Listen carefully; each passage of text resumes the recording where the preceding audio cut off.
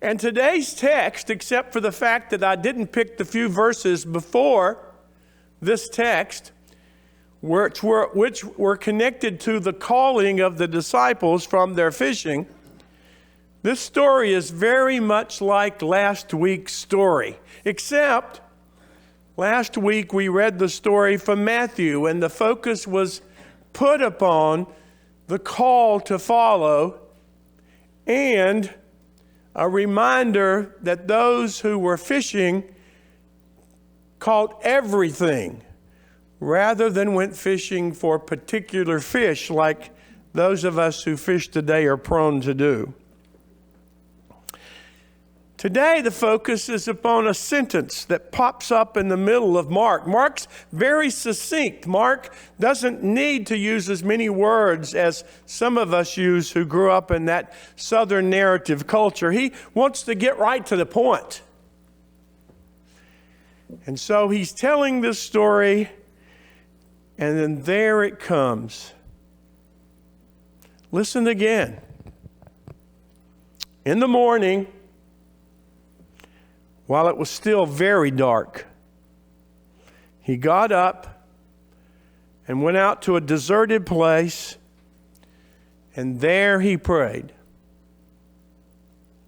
One more time. In the morning, while it was still very dark, he got up and went out to a deserted place, and there he prayed. While Mark is very succinct, if you just take a minute and breathe with that text, and you can feel yourself breathing, and you can have a sense of awareness of being in that deserted place. When I read this text, it reminds me of my favorite poem. Not necessarily my favorite poet, but my favorite poem. I hope those of you who are snowbirds down for the season will forgive me. There's a feeling that comes here. Whose woods these are, I think I know. His house is in the village, though. He will not see me stopping here to watch his woods fill up with snow. My little horse must think it's queer to stop without a farmhouse near. Between the woods and frozen lake, the darkest evening of the year.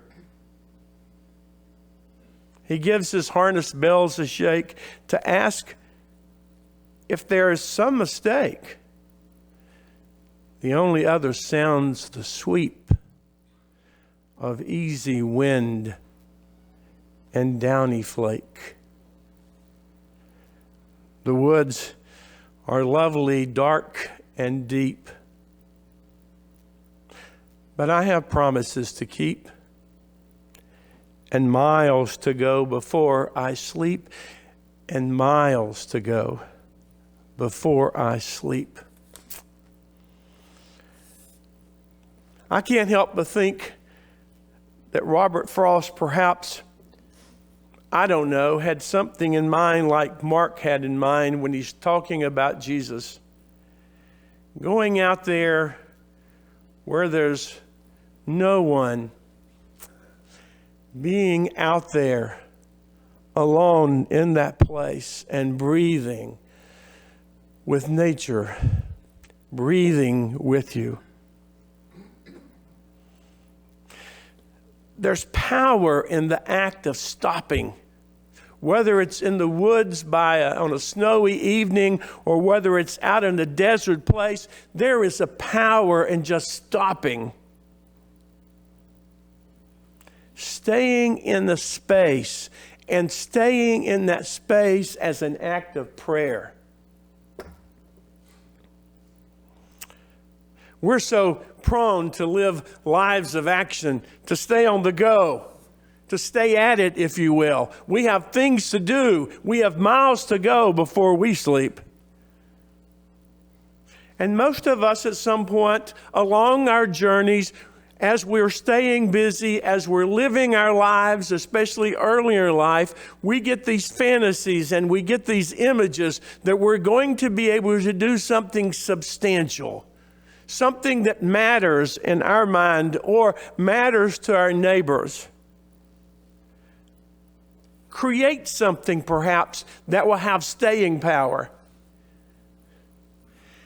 I always imagined when I was in high school being able to design a great building and watch it go up. I remember sharing a sermon one summer up in Maggie Valley Campground and saying that I had sensed early in life that I'd like to be an architect, but then I felt the call to ministry, and later some well-meaning Floridian suggested to me that perhaps I didn't understand God needed good architects. I wasn't sure what she meant by that after hearing me preach. Maybe making an invention. You ever wanted to make an invention, something that can make life better for everybody, but especially yourself? Or if you're athletically inclined, winning the trophy, hosting the Super Bowl trophy and saying you want to go to Disney World when you know there's just a lot of money at stake. That's why they want to go to Disney World. After a football season, you think I want to go walking around Disney World? We like to see ourselves and see our lives framed as success. And Christians, we feel a sense of doing. We feel a sense of wanting to be an action people. We want to do some good. We might imagine in ourselves doing that kind of good by helping someone turn his or her life around. Or maybe be a Barnabas type character, that we are a source of comfort for those who need comforting. Those of us in the religious profession, we always would like to cast out demons, and we know where those demons are in certain congregations. Let that settle in. Maybe we want to just be useful for something, and that desire for being useful can be a wonderful thing. It could even be a sign of mental and spiritual health in some cases. But our successes or failures, they also can lead us to begin seeing life as one big scoreboard. Just a scoreboard. And we hope that we have more points on one side than the other. And the devil in this is that it becomes a way of measuring ourselves, and it leads to a life of wanting and needing to be liked and wanting and needing to be esteemed more than anything else. To want people to see us as useful and purposeful and worthy in some way. The problem is that our vision gets blurred and we fail to see ourselves through the eyes of God. I find it especially true that as I've turned the corner and began aging, and I'm not really sure when that happened. I just know that one day I woke up and it didn't seem the same as the day before. It's been that way every day since, but I'm now grateful that the days keep coming. We age and we lose some of our physical and mental capabilities, and that's when the crisis really begins to form. We can't bring ourselves to face that we are losing the possibility of doing what we once imagined ourselves doing. And we can't allow ourselves more and more. We try not to be vulnerable. I'm going to throw in a footnote here, hopefully sell a few books. For those of you who have never read a Brené Brown book, you got to get on with it. It's an important thing in life if you read it right and keep your minds open. Vulnerability is a powerful gift. But no, we close ourselves off. We become less vulnerable. And when people we know walk away from us, deep inside we're saying, if they only knew. If they only knew how I felt when I woke up this morning. If they only knew that my perfect family is a facade. If they only knew how I struggle day in and day out to deal with this basic level of depression or physical disability. If they only, but I'm not going to share that because then they might know something. And I'd rather they not know it. We can't reveal to each other our limitations. Jesus was faced with an incredibly busy time. People were seeking him out early in ministry. This would go on, and this would go on, and this would go on. And so what did he do? He went out to a desert place early in the morning. And it was in the desert places, I believe, even in the wilderness temptation, that it was out there when he was able to receive that awareness that all of his power and who that he was coming from God. All of it. And when we come to grips with the fact that all that we are and all of our gifts come from God, there is a freedom in that. That means we can fail and it not be the end of the world.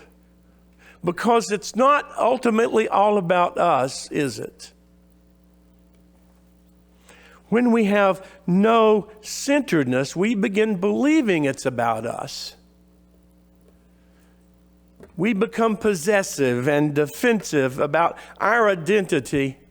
And I'm trying to remember if it was Rollo May or somebody years and years and years and years ago, which is probably why I can't remember who wrote it, but talked about in the 60s the difficulty people had talking about politics. I can't even imagine that time.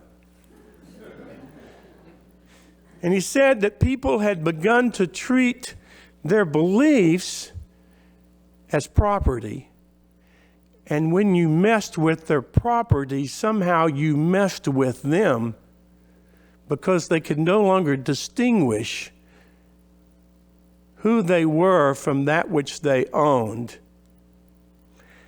It's in the desert places we get clarity that we don't have to be defensive, when we don't have to be possessive, that we are who we are because we are God's children. And in solitude, we can hear the voice of the one who set us free before we even knew we were free. We hear that life is a gift and is to be shared, not possessed. In solitude, we become aware that our worth is not the same as our usefulness. There's a story, comes from the Tao. I picked this up from Henri Nouwen's little book on solitude. A carpenter and his apprentice were walking together through a large forest, and when they came across a tall, huge, gnarled, beautiful oak tree, the carpenter asked his apprentice, "Do you know why the tree is so tall, so huge, so gnarled, so old, and beautiful?" And the apprentice looked at his master and said, "No, why?" "Well," the carpenter said, "because it's useless. If it had been useful, it would have been cut up long ago and made into tables and chairs. But because it's useless, it could grow so tall and so beautiful that you can sit in the shade and relax." Because Jesus sought out that place, he could go on and dare to go into those little country villages and share himself with abandon and heal people and bring to them the good news and be the good news. The problem was that because he was who he was, both rabbi and prophet, vulnerable and esteemed teacher, the powers that be eventually caught up with him, and he was killed. But even then, God raised him up as a sign of hope and new life.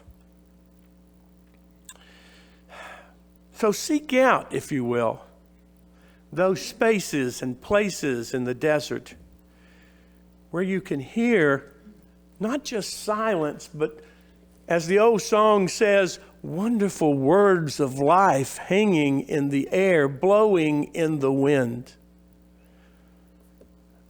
And in that space, be freed to be who you are, to be what God intended for you to be. Worry less about your success and more about being the child of God that you are.